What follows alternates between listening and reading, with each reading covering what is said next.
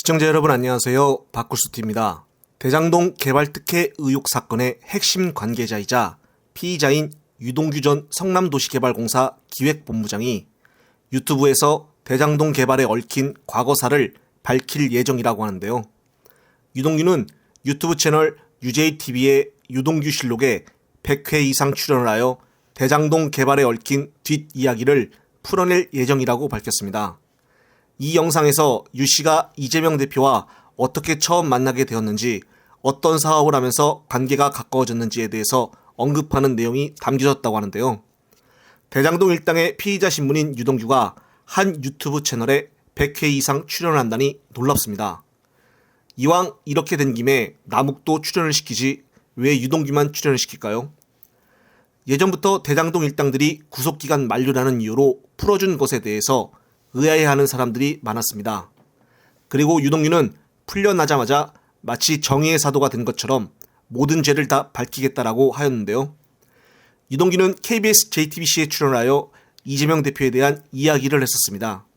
그리고 더 나아가서 이제는 유튜브 채널에 출연한다고 하는데 100회 이상을 출연한다고 하니 좀 믿기지가 않는데요. 그동안 유동규의 카더라 들었다의 진술로 검찰발 보도가 수없이 나와서 진실에 대해서 헷갈려하는 사람들이 많았습니다.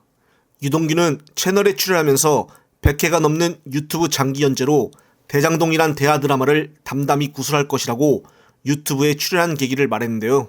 정말 얼마나 카더라 이야기를 할지 참담한데요.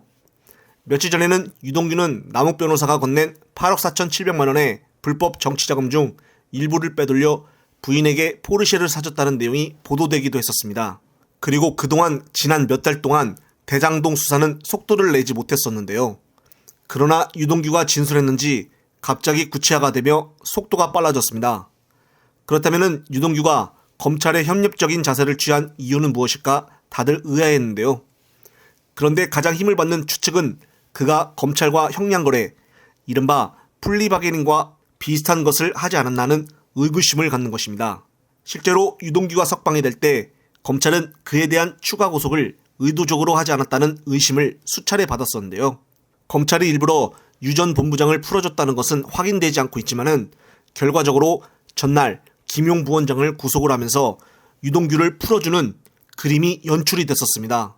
그리고 민주당은 주장하길 검찰이 유동규의 혐의를 뇌물죄가 아닌 정치자금법 위반으로 적용한 것을 두고 검찰이 형량이 비교적 낮은 정치자금법을 적용하여 유동규를 회유했다고 주장하고 있습니다. 실제로 뇌물죄는 액수에 따라 10년 이상 또는 무기징역까지 가능한 존재인데요. 그에 반해 정치자금법의 형량은 5년 이하의 징역 또는 1,000만 원 이하의 벌금으로 법정형이 정해져 있습니다. 유튜브를 통해 출연하여 이재명 대표에 대해서 폭로하듯이 이야기를 하겠다는 것인데, 그럼 본인은 선역이라는 것인지 기가 막힐 뿐입니다. 아무리 피의자이고 범죄자이지만 무엇인가 믿을 만한 편안한 마음이 있으니까 유튜브를 100회 이상 출연한다고 하는 것이 아닌가 하는 추측을 해보는데요. 참 나라가 희한하게 돌아갑니다. 영상을 보신 구독자님들의 소중한 댓글 부탁드립니다. 꼼꼼히 체크하여 다음 영상에 참고하겠습니다. 이번 영상은 여기까지입니다. 시청해주셔서 감사합니다.